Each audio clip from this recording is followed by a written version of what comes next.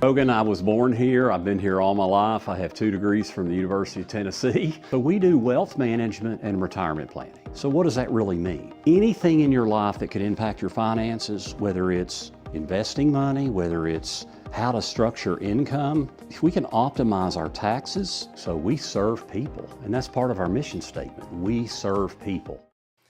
And Krista, do you know what we like to call that? Happy Friday Eve, right, my friend? Yeah, it is almost Friday. Happy Thursday morning, everyone. Thanks for joining me for Wake Up with the Witcher here on this 14th day of August. And it's a foggy start to the day thanks to all the moisture that we've seen over the last couple of days. And we've seen a lot of rain. You remember, if we've been talking about how we were going to see super efficient rain producers, and that's exactly what we saw. I do want to take a quick second, though, and give a quick little, have a moment of silence, if we will, for the 4 lives that were lost in Chattanooga, if you don't mind.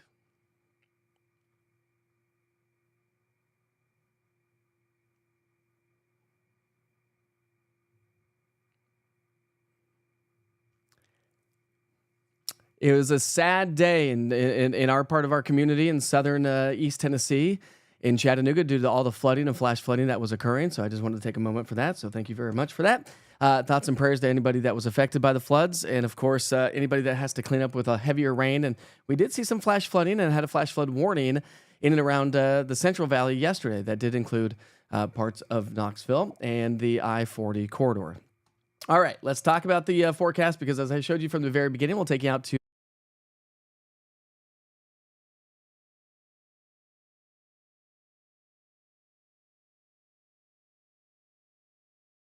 it is foggy. Now, the National Weather Service has not issued a dense fog advisory, but they did talk about the fact that, listen, we've got a lot of low-level moisture, and I talked about this last night on my broadcast as well, if you tuned in, that, with all the moisture that we've seen and some partial clearing through the overnight hours, perfect ingredients to see radiational fog. And so that's exactly what we're seeing here at this hour. No rainfall out there this morning, and the good news is I don't think we're going to see a whole lot of rainfall throughout the day today.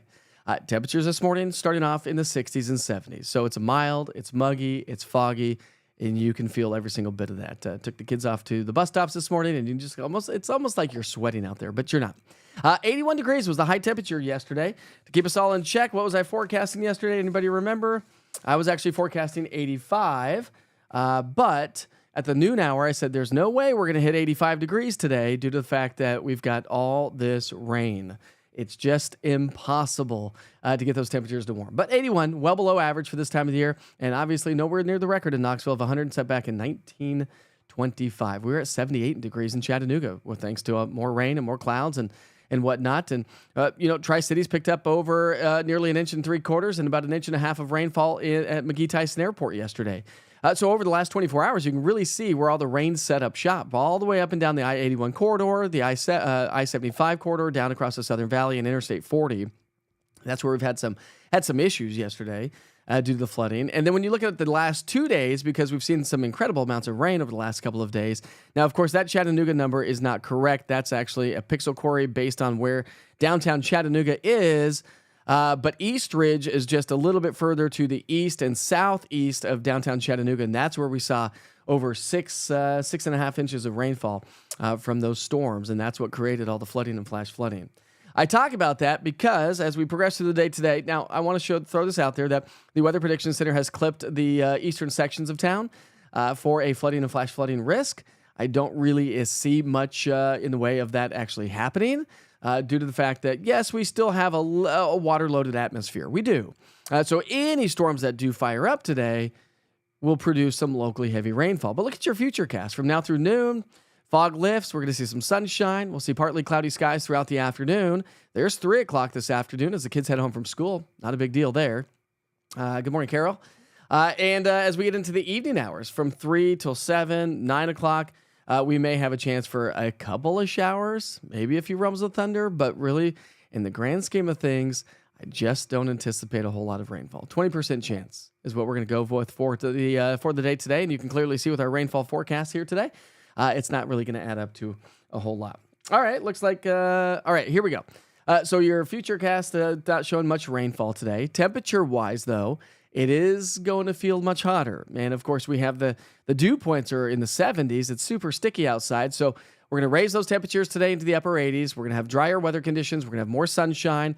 It's an average day for sure, but with the high dew point levels, excuse me, we're going to see those heat index values pushing the mid to upper 90s with the southern Sequatchie Valley probably getting close to 100 degrees for those heat index values. So you're going to feel every single bit of that if you're going to be out and about here throughout the day today. Good morning, Chris. How are you this morning, bud?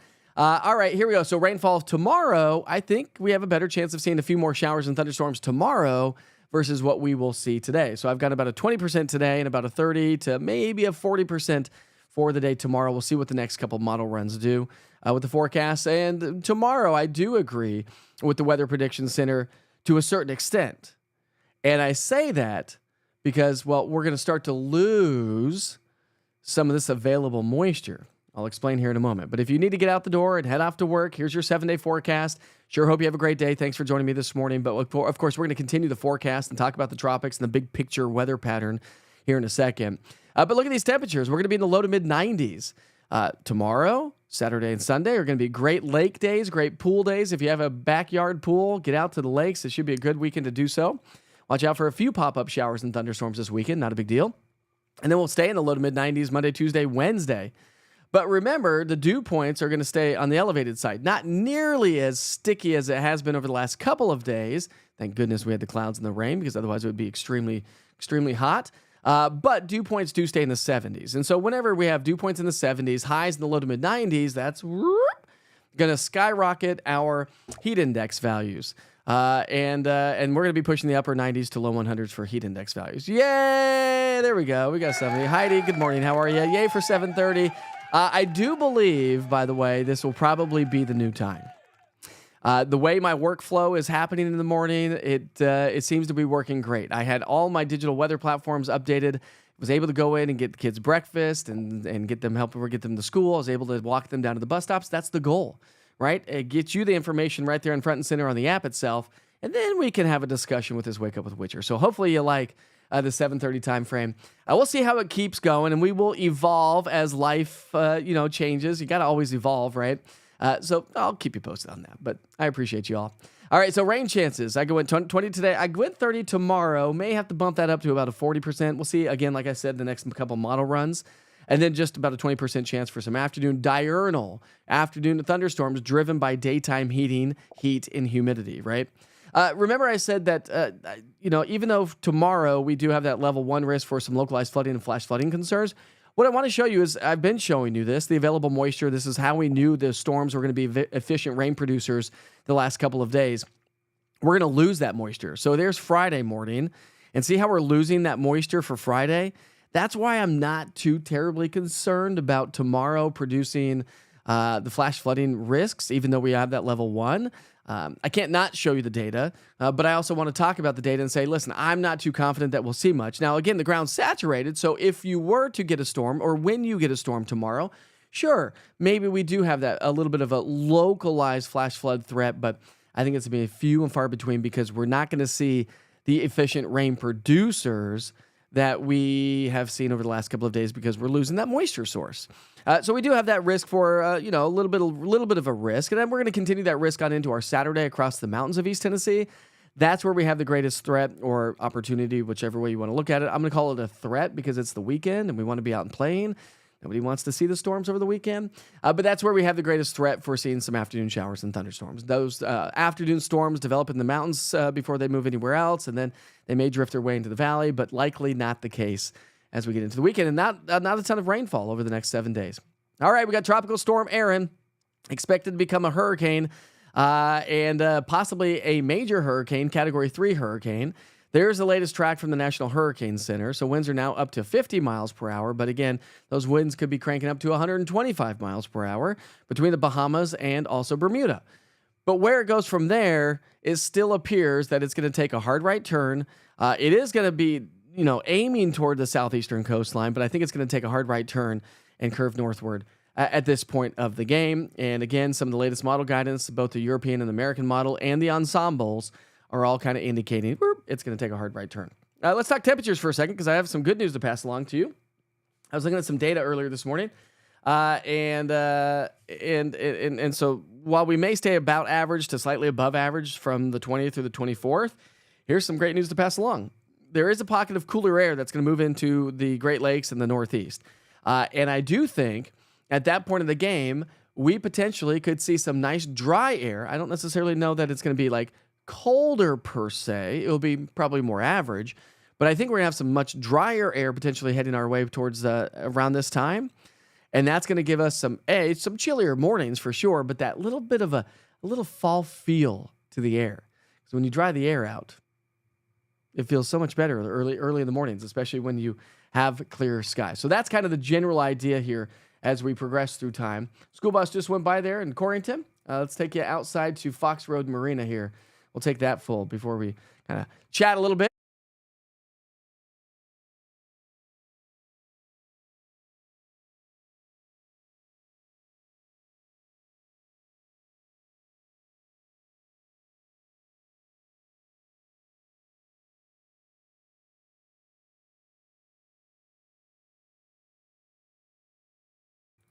The sound cut off again. I apologize. I see. I don't know why that camera is. Thank you, Denise. I guess it did that earlier when I showed you the live camera, so I apologize for that. Anyway, Hemsley reposted the stream. There we go. Yay! Thanks, Hemsley. Helmsy. I read that wrong, right? Apologize.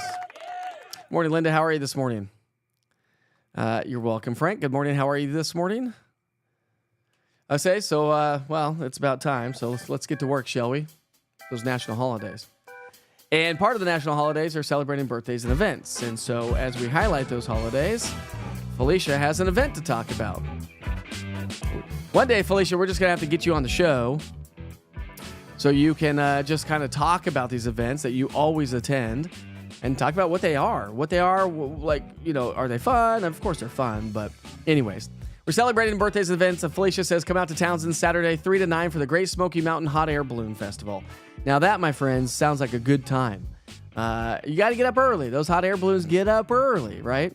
Or is the balloon festival... Well, now I'm confused. You said 3 to 9.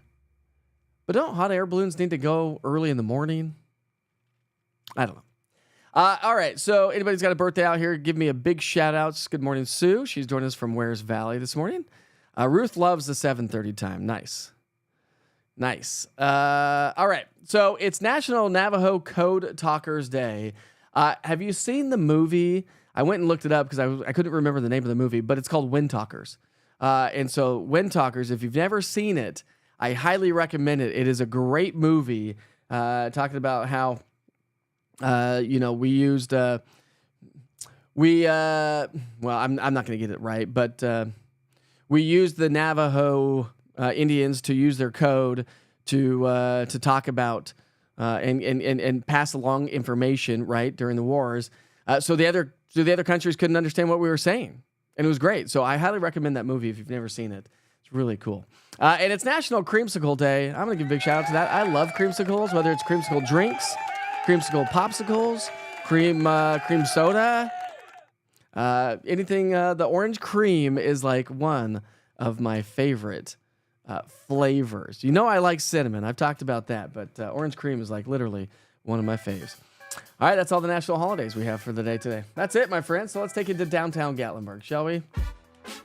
I think we shall. Just got to make sure to unmute that mic on this shot. I don't know why it's muting, but it is. Anyways, that's live looking downtown Gatlinburg and a beautiful view. Got a few clouds hanging out with us this morning. And that's about the extent of it. We do have some great Witchers pictures to share pass along with you this morning as well. So let's go ahead and get to work with those Witchers pictures, shall we? All right. So we've got some great ones. This one's coming in from Vicky Cooper. And this is a great shot of just a couple of deer just hanging out. Doe, a deer, a female deer, right? Something like that. Anyways, Vicky says, and our beautiful deer in Johnson City this morning. You can see the dew on the grass right there in the distance. They're looking at the camera going, what you looking at? What you looking at? Here's another great one. I love these kind of shots for sure. That's a beautiful sunrise for our walk in Johnson City. This is also from Vicky Cooper. Vicky, that is beautiful. And thanks for joining us from Johnson City. I do appreciate that one. Felicia, who's on the platform, got a beautiful butterfly that's going to... How about that one? Felicia, that's great. Great shot there. She says, a beautiful swallowtail on a zinnia. Did I say that right? Hopefully I did. Uh-oh. Look what Felicia found. Uh-oh, Felicia. You know what that means, right? Visitor at her house today, she says. The bigger black is the head and the lots of brown, so rough start to winter, but a mild winter ahead. According to the good old woolly worms. Woolly worms. Woolly, not willy. Woolly. Woolly worms. And John, passing this one along. How about this? This is really highlights the rainfall that we got. Let's turn that around. Boop. Look at all the rain that he saw. Oh, wow. Just over about 2.25 inches of rainfall. See what he actually officially says on here. John says, this is from John. He says, total rainfall Upper Afton see if I can get it. Upper Afton area in Greene County, he said, on August 13th. And a lot of rainfall there. And we've got a great photo also coming in from Elaine. I think I showed you this yesterday, but we'll show it again. Great looking sky there. So really cool stuff. Thanks for sharing those photos through Witchers Pictures. I do appreciate that. It's always fun to get those pictures. Did you see the video that I posted about the flooding that was ongoing in Chattanooga? Of course, I was posting the videos today, but they were from the previous day. My wife worked with a couple of those people that were taking some of those videos, not the ones driving through it, just the videos from afar. And it's it's interesting when you post stuff like that on social media how quickly it politically becomes. Like, it is still blowing up, and it is still politically charged. And there's a lot of folks that are pretty angry. And there were some naysayers on there saying, hey, this is, I live in Chattanooga. This never happened. This is fake news. I said, fake news? 4 people died in Chattanooga. Can't win them all with social media, can you? Can't win them all. Oh, well. Anyways. I think that's about all we have here this morning. So let's go back to the chat as we kind of wrap things up, see what you all are saying. I hope you have a great day. Thanks for joining me this morning, as always. And you got any new pictures? I got your pictures. There we go, Felicia. Love the pictures. Great pictures, Vicky. Absolutely great pictures. I made it. Just saw that you were on. And we're wrapping things up, Jan. So what you can do, though, is that A, you can go watch the replay if you want to, or what you can do is, if you need to get the forecast for the day, there's so many different places, but if you can jump over to the East Tennessee Weather app. One thing I will tell you, if you are an Android user, any Android users out there, if you're an Android user, I'm going to send a push notification to Android users, but you need to go update the app from the App Store, from the Google Play Store.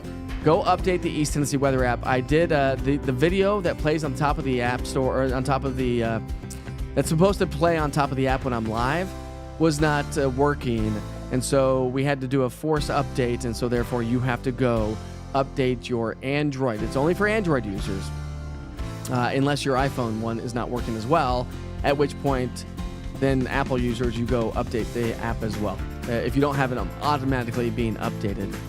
But just go to the East, go to your app stores and just let the App Store automatically update the East Tennessee Weather app. You don't have to do the other ones. Just make sure that the East Tennessee Weather app is constantly being updated. So Android users, go update your app there. Therefore, you'll be able to catch live updates, even during severe weather coverage, front and center, right there with the East Tennessee Weather app itself.